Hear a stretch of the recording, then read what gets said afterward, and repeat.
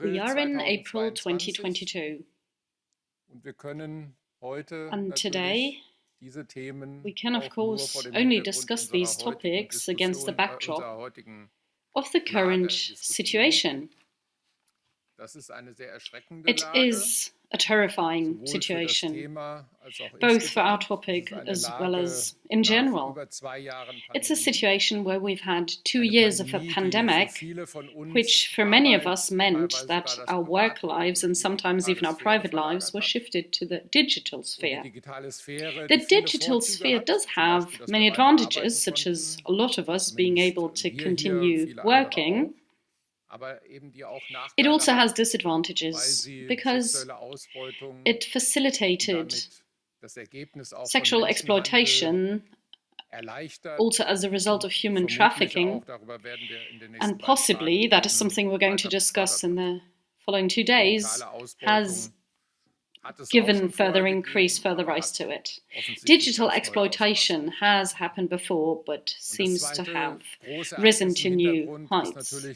The second big event in the background is the Russian war against Ukraine in Ukraine, which has already resulted in 4, some even say 5 million of refugees, most of whom, again, are women and children, the very vulnerable groups with regard to human trafficking and sexual exploitation.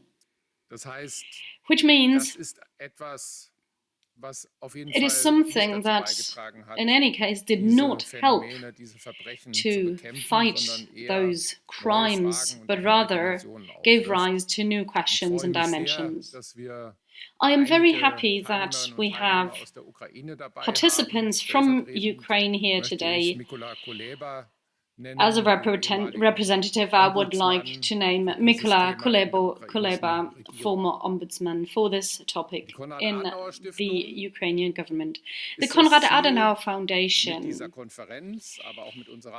aims to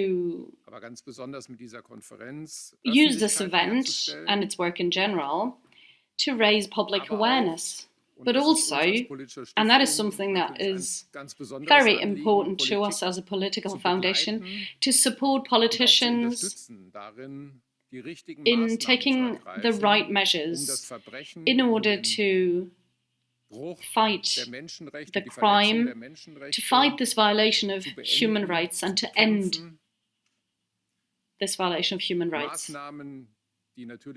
Measures in politics often mean laws. We need laws to effectively fight crime for effective law enforcement. But it's more than just laws. We need political measures for protection of those affected.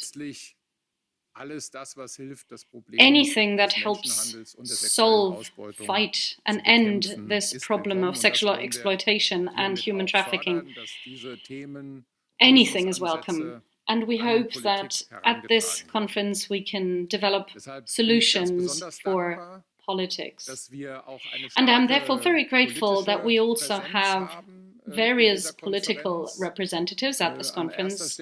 First and foremost, allow me to mention Frank Heinrich, former member of parliament and chairman of Gemeinsam gegen Menschenhandel.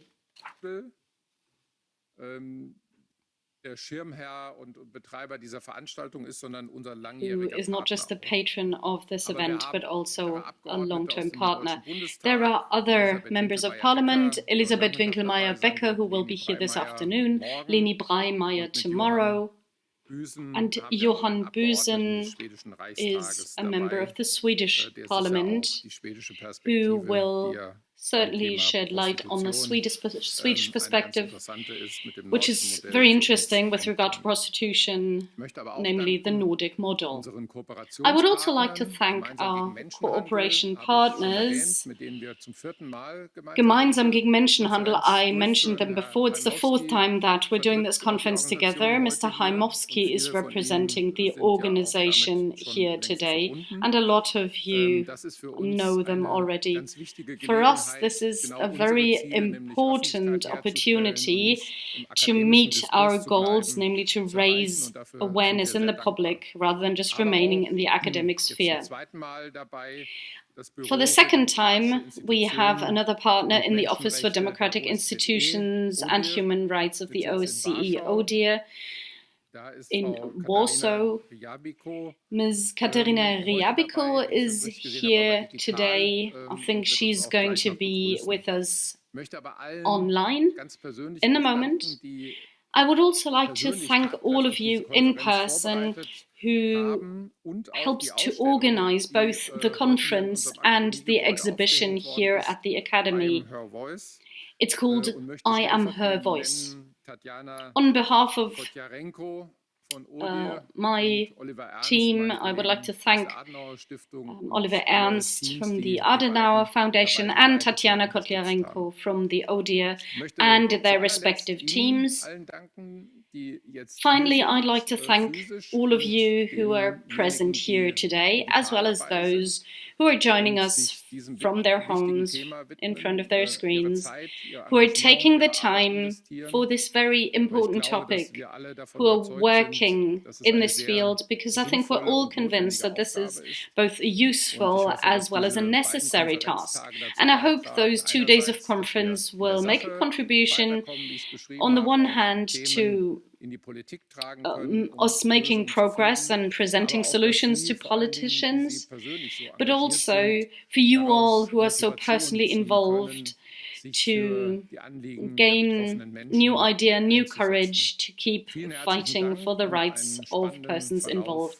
Thank you very much, and I wish you a very fruitful conference over the next 2 days.